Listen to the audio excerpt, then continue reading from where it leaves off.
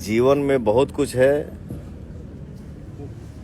लेकिन कुछ भी नहीं है, और जो कुछ भी है मैं डंके के चोट पे बोलता हूँ, आप सबके आशीर्वाद के दम पे।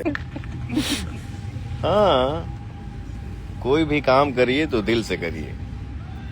फिर हम लोग लाइव हैं, तुम फोन पे बिजी हो। आप ही का फोन आया है। मेरे पास फोन है कि नहीं?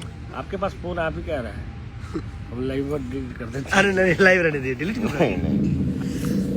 इतने सारे लोग जुड़े हुए हैं। आओ था कल परसों एगो गाना आई एंगल म्यूजिक से, एंगल म्यूजिक से, और एकरे बाद बड़ा बात। बहुत भाइयों का कमेंट आ रहा है कि काला ओढ़नी गाना कब आओता भैया। आप लोग के आशीर्वाद बरसत रहे, गाना तो आवते रहे। गाना आई, फिल्म आई।